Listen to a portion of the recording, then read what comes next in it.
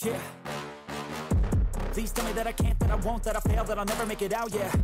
Please tell me all the bad, never good, fill my head full of every single doubt, yeah. Please say any negative thoughts, I pop off when I hear people say I cannot. I get off to the thought of proving everyone wrong, I won't stop to the top, so you better back off and get lost. I'ma stay loud, stay proud, never running out, never heading south. I'll be spreading out, call it word of mouth, can't put me down, I'll be getting loud. You can have it douse, not what I'm about, have your fucking cloud. It be raining now, I keep making sound, go another round, bitch I'm legend bound, can't stop me now.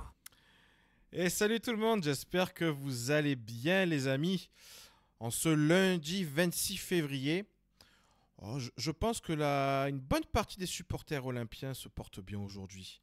Après le très très bon dimanche soir qu'on a tous connu avec, évidemment, donc cette victoire 4-1 contre Montpellier. Une très très belle victoire, enfin très très belle.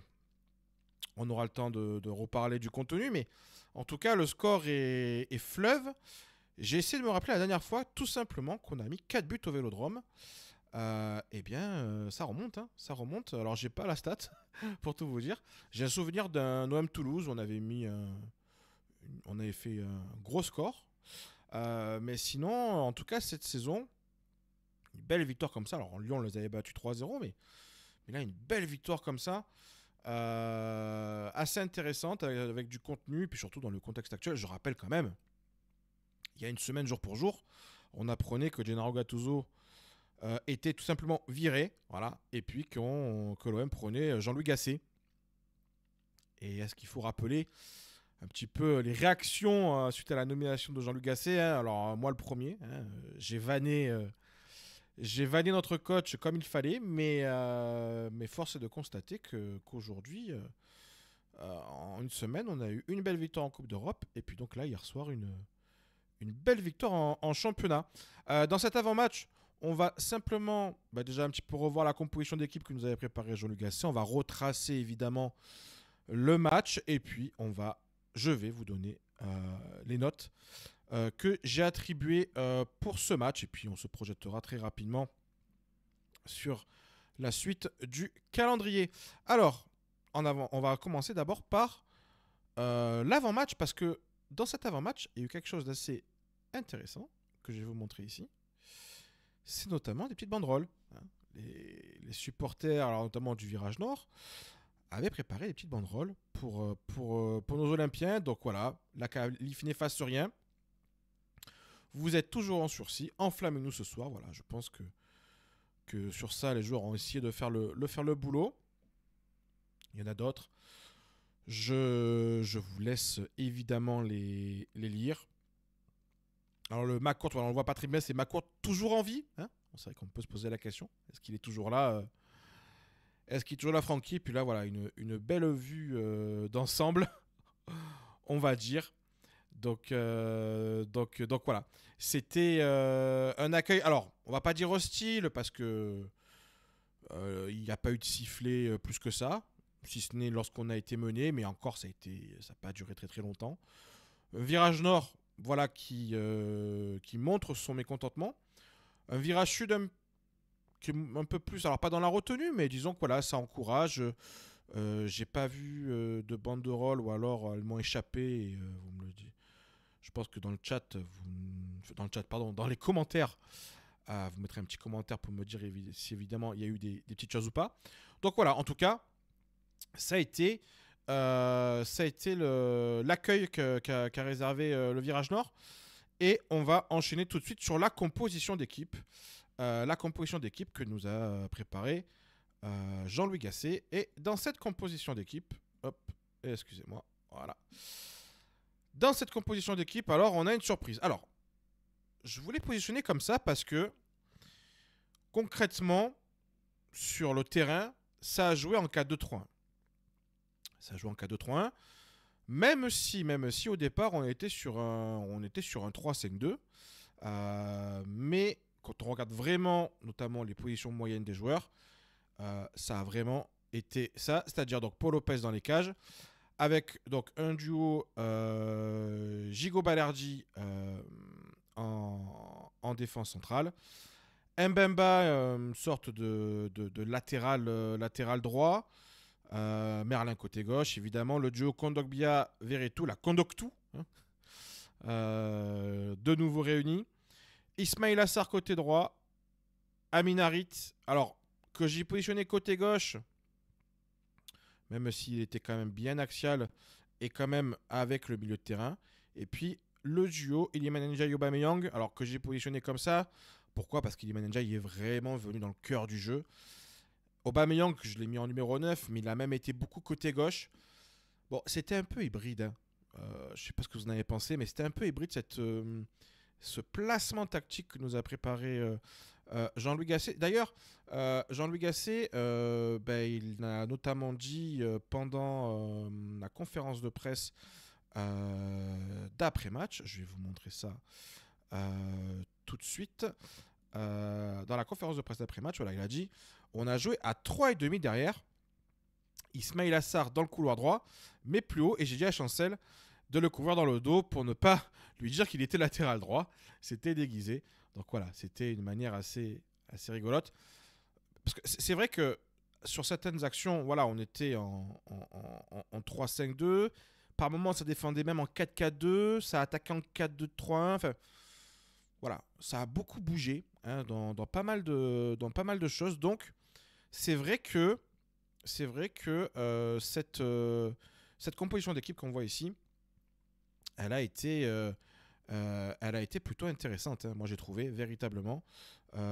Donc voilà, pas d'autre choix. Il aurait pu mettre Mombagna, hein, parce que c'est vrai que Mombagna, on espérait le voir, on l'a pas du tout vu. Bon, ça c'est un choix de Jean-Louis Gasset, il a fait d'autres choix. Ounaï qui aussi était sorti de l'équipe. Et Meïté aussi, voilà, Meïté sorti de l'équipe. Donc voilà, on va un petit peu retracer le match en soi. Et pour cela, on va prendre tout simplement le site de l'équipe avec tout de suite un premier but que l'on se prend dès la 5e minute de jeu. Voilà, sur un ballon remis donc dans le paquet. Gigot se rate complètement. Il dévisse complètement son dégagement qui part en chandelle, et c'est El Tamari. Je vous en avais parlé en avant-match. Méfiez-vous du Jordanien qui réceptionne de la tête devant Mbemba. Lopez est battu. Alors j'ai vu par-ci par-là les gens essayer de pointer la responsabilité de l'un ou l'autre en disant que Lopez et Mbemba sont mal compris. Moi, je vais être clair avec vous. Pour moi, c'est 100% pour Samuel Gigot. Parce qu'à ce niveau-là, on ne peut pas se louper à ce point. Voilà. À ce point, c'est quand même très embêtant. Et ça va vite après derrière. Hein. C'est-à-dire que pour Lopez, il faut sortir. C'est pas prévu. Et ça se joue vraiment en 2-3 secondes. Et Mbemba, effectivement, va pas trop au contact. Mais honnêtement, c'est difficilement prévisible. L'erreur monumentale de Samuel Gigot sur cette action. Et donc, on se fait mener à 0 très rapidement, un petit peu comme contre le Shakhtar. Et on aurait pu même prendre le deuxième si Ferry avait réussi sa frappe, on le voit ici. Sur le poteau, hein, sur un corner, on sort le ballon et Ferry qui déclenche un tir puissant. Ça touche le poteau, ça touche le dos de Lopez et ça sort en sortie de but. Bon, on a beaucoup de chance sur cette action-là parce que ça aurait très bien pu faire 2-0. Est-ce que Lopez aurait pu la sortir? Non, je ne pense pas, parce qu'on le voit sur l'image, il y a quand même beaucoup de monde devant. Même si là, on voit, il a l'angle potentiellement pour l'avoir, mais le ballon il passe quand même devant pas mal de jambes, donc très très difficile d'aller la chercher. Un petit peu de réussite, et pour une fois c'est pas plus mal, parce que comment dire, le nombre de poteaux en entre défaveur depuis le début de la saison, c'est bien que pour une fois ça tourne un petit peu. À ce moment là du match, quand même, on a un premier quart d'heure qui est quand même très compliqué. Je me suis noté, on perdait 80% des duels sur le match. À ce moment-là, au bout d'un quart d'heure. Donc on n'y était pas, mais petit à petit, on a commencé à essayer de se remettre dedans. Il y a une première action d'Aubameyang. Un centre trop profond pour NJ. Aussi Verretou, pareil, qui fait un peu la même chose. Mais la vraie occasion, c'est la frappe de Quentin Merlin. Benjamin Lecomte qui s'y reprend à 2 fois pour capter le ballon. Après, un bel effort d'Ismail Assar. Ismail Assar qui s'était vraiment arraché sur cette action pour la décaler. Aubameyang qui avait suivi, mais ça n'avait rien donné. Petit à petit, on sent qu'on a commencé à prendre le dessus.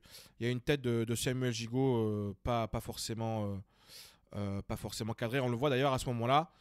On a une domination, possession stérile. Parce que là, Montpellier a déjà à ce moment-là nous a laissé le ballon. On continue.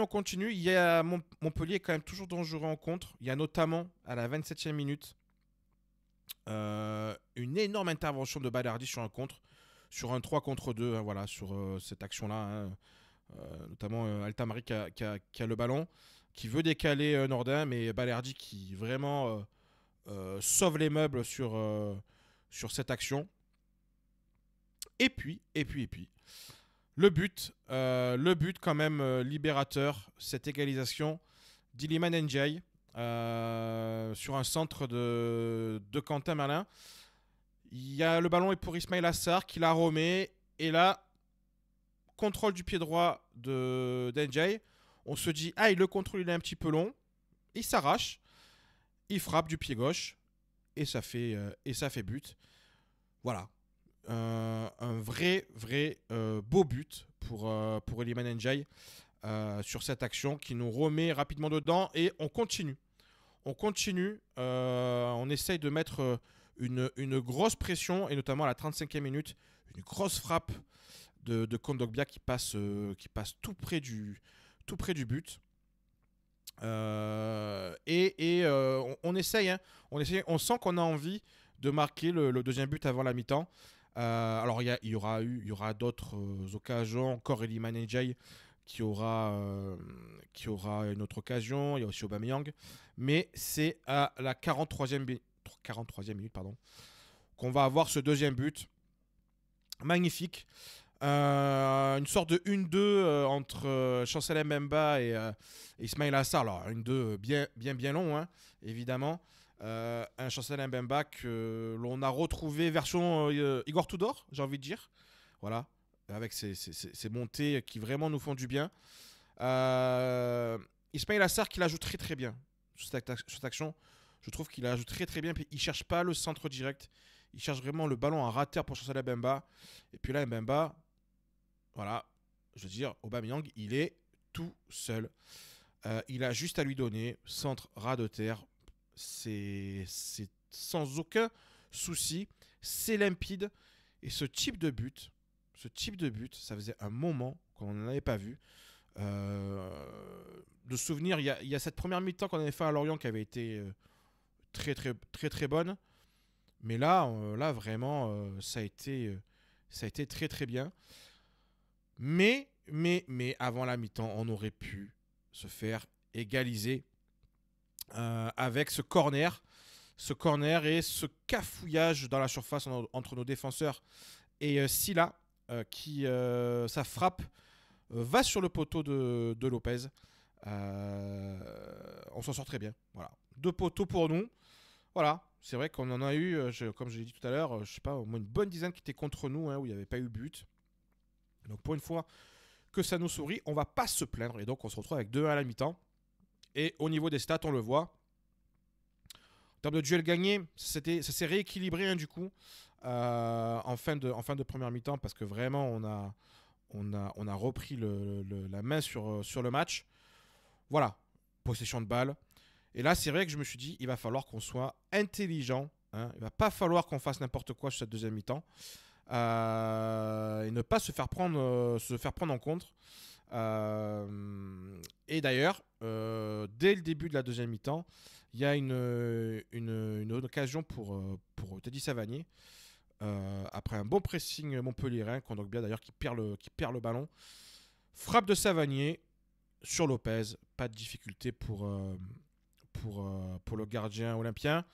On réagit derrière avec notamment Verretou qui fait un coup franc.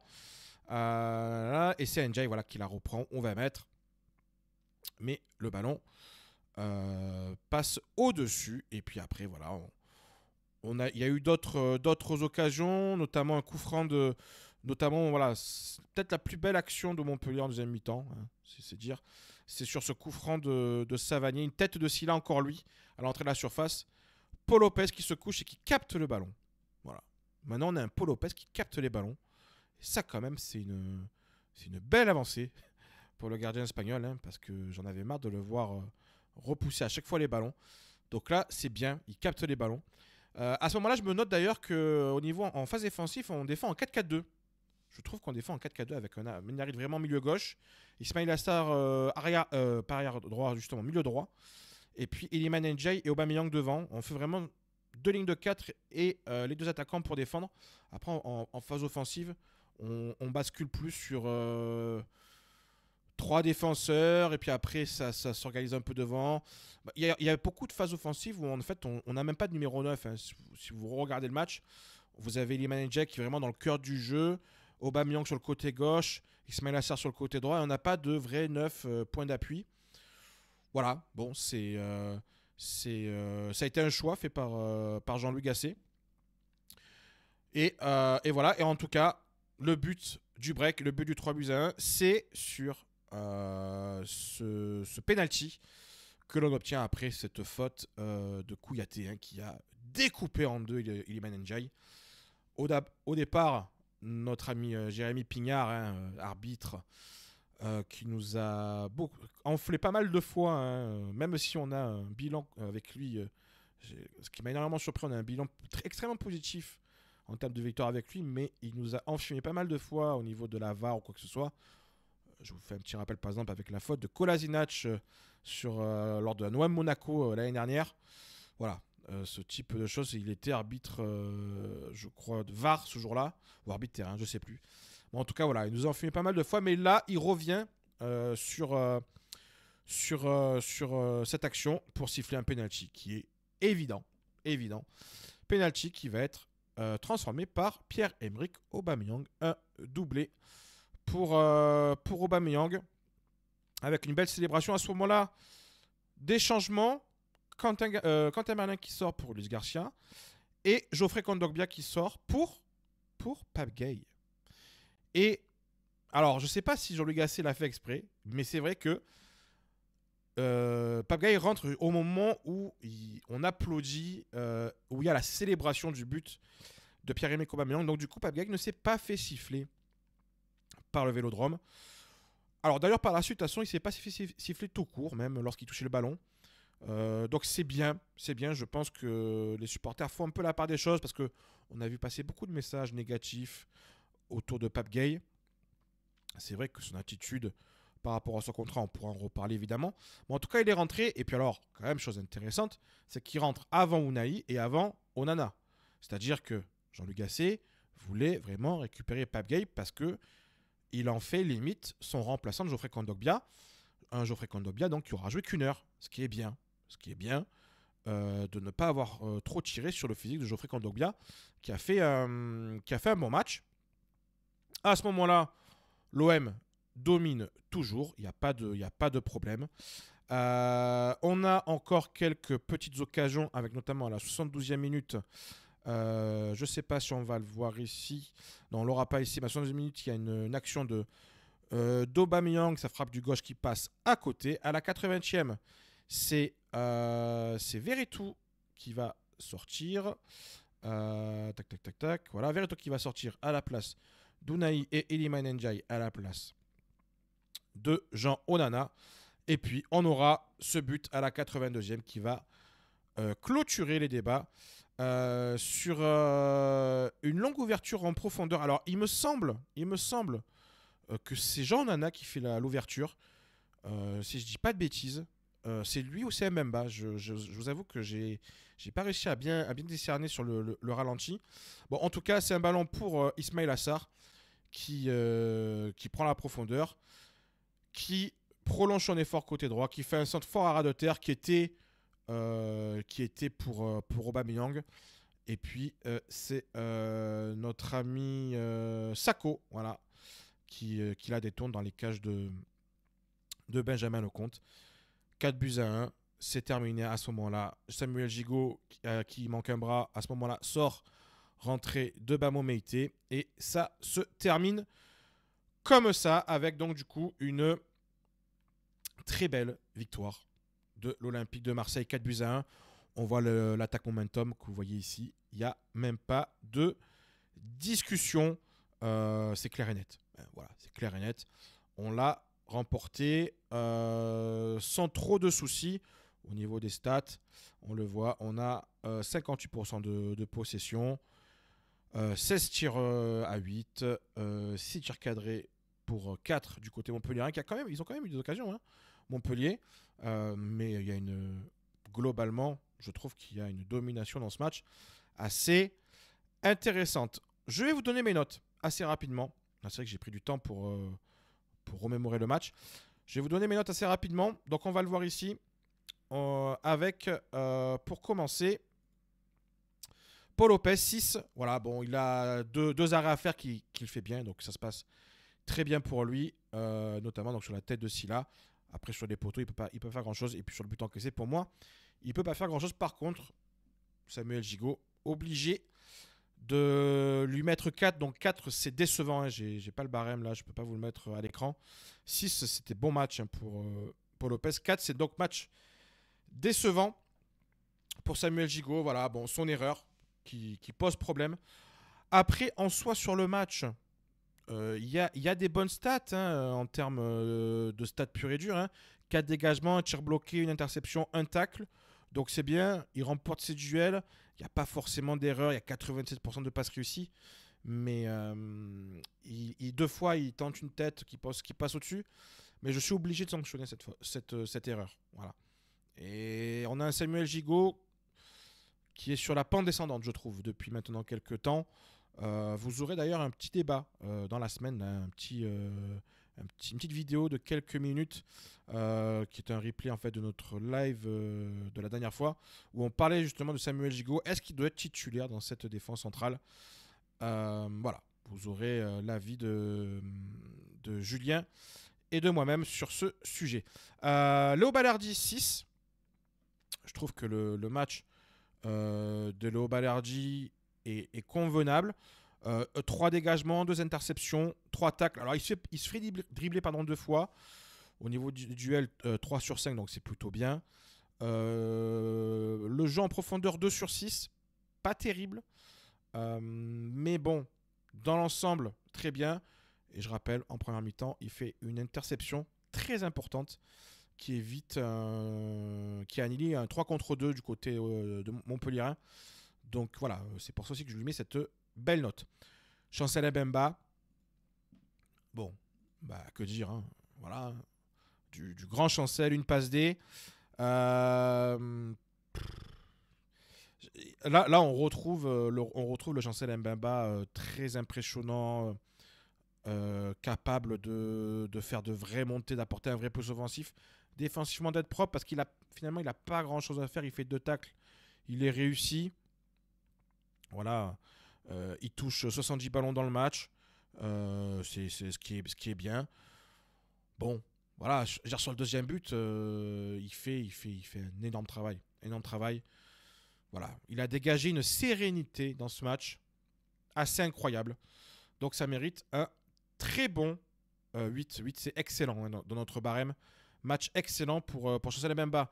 Quand tu mènes un 6,5, donc c'est entre bon et très bon. Quant à Merlin, lui aussi. Hein, alors même s'il n'y a pas de passe D, ça aurait mérité. Il a cette frappe là en première mi-temps qui aurait pu être dangereuse. Il y a un peu de mieux. Maintenant, je trouve encore une fois qu'il ne touche pas assez de ballons. En 1 heure de jeu, il touche 36 ballons. C'est pas non plus énorme. D'ailleurs, il se fait sortir à l'heure de jeu. Hein. Est-ce que c'est un vrai choix ou une petite sanction? Mais bon, après, il fait son match. Il y a 2 passes clés. qui sont intéressantes, une vraie occasion créée par lui. Il monte en puissance, mais je ne sais pas si c'est moi qui fais une fixette un peu sur lui, mais j'attends un petit peu plus. Voilà, j'attends un petit peu plus par rapport à lui.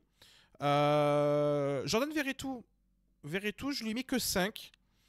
J'ai hésité à mettre un petit peu plus, mais je trouve qu'il a 15 pertes de balles. Ça fait beaucoup sur 59 ballons touchés, donc voilà.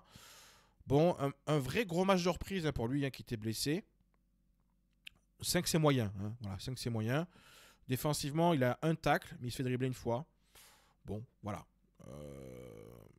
J'ai déjà vu du mieux sur Verretou, mais en tout cas, on voit que le duo avec Kondogbia quand même est le duo titulaire. Et d'ailleurs, Geoffrey Kondogbia, je lui ai mis 6. 6 pour bon match. Il a une passe clé. 51 ballons touchés, 85% de passes réussies. Il joue un seul duel dans le match qu'il remporte, 7 pertes de balles, 2 dégagements, 3 interceptions, 1 tacle. Il ne se fait pas dribbler une seule fois. Voilà. C'est un bon match de Geoffrey Kondogbia qui n'a eu que 6 parce qu'il a joué une heure de jeu aussi. Voilà, rapidement remplacé. Donc difficile de lui mettre plus. Iliman Ndiaye. Quel match! Quel match Iliman Ndiaye! C'est donc ça le Iliman Ndiaye pépite de Sheffield en Championship. C'est donc ça. Ben écoutez, c'est pas mal. C'est pas mal. C'est pas mal. Il confirme une fois de plus que c'est un joueur axial. Faut arrêter de le mettre sur un côté, ce garçon. C'est le jour et la nuit. Un but, une passe clé, 4 dribbles tentés, 4 dribbles réussis. Ça, c'est quand même une sacrée stat. 94% de passes réussies. Il a un très joli aussi 10 sur 14 au niveau des duels remportés. C'est-à-dire qu'il a déménagé quand même la défense montpelliéraine. 5 pertes de balles. Seulement. C'est un excellent match d'Iliman Ndiaye. C'est clairement, je pense aujourd'hui, le duo le plus complémentaire avec Pierre-Emerick Aubameyang. Voilà. Même si, on a envie de voir Mumbagna, même si y a d'autres combinaisons possibles. Mais le Ndiaye Aubameyang, déjà dans le 3-5-2 en fin d'année civile, il avait été très très bon. Mais là c'est du grand Iliman Ndiaye. Ismail Assar, 6,5. Alors, j'ai hésité pour tout vous dire sur sa note. J'aurais pu même... j'hésitais entre 6 et 7. Voilà, donc bon, j'ai mis 6,5. Il y a 2 passes clés. Il y a une passe décisive. Par contre, en fait, ce qui m'a posé un poil de problème dans son match, c'est le nombre de duels joués. Alors, il en joue 19 de duels. Donc, c'est-à-dire que le garçon, il est allé au duel. Le problème, c'est qu'il en a remporté que 6. Ça m'a posé problème. 15 pertes de balles. Alors après, c'est le style de jeu, on le sait. Défensivement, il a fait du taf quand même. 3 dégagements, 2 tacles. Il avait ce rôle de piston, mais en fait, qui n'était pas piston. C'était un ailier pur et dur. Donc, c'était, je pense, un déséquilibre voulu par Jean-Louis Gasset. Il a tenté des choses, mais le problème, c'est qu'il a aussi peu réussi finalement, parce qu'il a que 1 dribble sur 5 réussi. Bon, voilà, 87% de passes réussissies. Voilà, pour moi, c'est entre bon et très bon son match. Parce qu'il s'est donné quand même. Il s'est pas mal donné. C'est vraiment... Ismail Assar, c'est l'exemple parfait du gars que tu arrives à relancer mentalement. Donc ça, c'est très très bien. Parce que c'était le jour et la nuit. Amin Harit. Alors, Amin Harit, moi, j'ai vu des notes autour d'Amin Harit assez hallucinantes. Je crois que l'équipe lui a donné 4. Moi, je suis désolé, mais Amin Harit, j'ai vu un très bon match. Alors, vous allez me dire peut-être dans le chat, non, encore une fois, pas dans le chat, j'ai l'habitude des lives, en commentaire de vidéo que j'hallucine complet sur son match. Mais moi, je vais vous donner ses stats. Il touche 75 ballons, pardon. Il a 95% de passes réussies. Il a 3 passes clés. D'accord. Il a un 4 sur 6 au niveau des dribbles réussis, ce qui est plutôt pas mal. Il a un 8 sur 13 au niveau des duels remportés. Il est dans la moyenne. Il perd seulement 9 ballons. Moi, j'ai vu un vrai bon match d'Amin Harit. Alors, peut-être que 7 c'est très bon match. Peut-être que c'est un peu surnoté, peut-être que ça méritait plus 6. À voir si je change pas ma note après l'enregistrement. Mais je vais rester sur le 7 parce que voilà, c'est la note que je lui ai donnée hier. Mais voilà, après, quand j'ai vu passer là, j'ai vu dans l'équipe, il a eu 4. Non. Amin Harit, son match, ça vaut largement la moyenne. Alors peut-être que je m'emballe. Mais je trouve que voilà, 3 passes clés, c'est le genre de stats, il faut les noter. Hein. Il avait déjà eu ça sur 1 ou 2 matchs avant. Il fait beaucoup de différence balle au pied. Voilà, moi je trouve que c'est plutôt pas mal. Alors, il a toujours cette tendance à garder un peu trop le ballon, mais ça reste très intéressant. Et puis Pierre-Emerick Aubameyang, 8. Bah, pour un match excellent, ouais. De toute façon, quand tu fais un doublé, déjà, tu as minimum 7 et demi. Et puis, tu as une passe clé en plus. Il est sur toutes les actions en fait, de but. C'est ça qu'il faut se dire. Hein. Parce que même sur le dernier but, bah, c'est lui qui provoque, entre guillemets, le CSC du défenseur montpellierin. Donc voilà, bon, il n'y a que sur le premier but où il n'est pas forcément trop dans l'action. Il y a beaucoup de pertes de balles, encore une fois, 17 pertes de balles. Mais je trouve qu'il y a quand même du mieux. Il y a du mieux avec Pierre-Emerick Aubameyang. On aura un débat. Hein, je proposerai le débat de savoir si la saison de Pierre-Emerick Aubameyang, elle est quand même pas sous-cotée par rapport notamment au ressenti global des supporters. Enfin, le ressenti global, pardon, des supporters. Voilà. Parce que c'est une vraie... Au niveau des stats, en tout cas, c'est assez parlant. J'ai noté Pape Gueye, 6, parce que il fait une bonne entrée. C'est propre. Dans un contexte qui n'était pas simple pour lui. Et puis Jean Onana, pas du tout. J'ai mis Onana, c'est pas Onana, c'est Garcia, excusez-moi. C'est Ulysse Garcia. Je lui ai mis 5, voilà. Entrée plutôt moyenne. Pas grand chose à rajouter. Voilà. En tout cas, au niveau des notes, on va aussi évidemment quand même noter le coach, Jean-Louis Gasset. C'est un très joli set. Voilà. C'est un très joli set. C'est mérité. Parce que tout simplement, il nous remet quand même bien dedans. Voilà. Une bonne remise en question de l'effectif. Comme quoi, ça fonctionne bien. Un petit point. Niveau classement. Eh ben, on est 9e. Ça n'a pas bougé. Mais il fallait remporter ce match. Pour, en fait, juste histoire de recoller un petit peu au classement. Hein. On est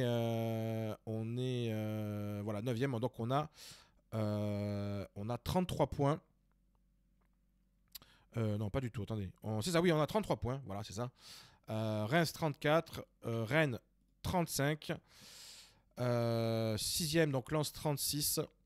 Lille qui est à 38 points. Voilà. Il faut qu'on soit encore là dans cette zone-là. Hein. C'est important. C'est important. Ce serait bien de remonter un petit peu, de repasser devant Reims. On aura un match important contre Rennes qui va arriver d'ici 3-4 matchs, je crois. Ça sera un match très important. Le prochain match, c'est samedi contre Clermont. Voilà, je vais vous montrer un petit peu le calendrier de la prochaine journée. On joue Clermont, voilà, à 21h, samedi. Clermont qui est...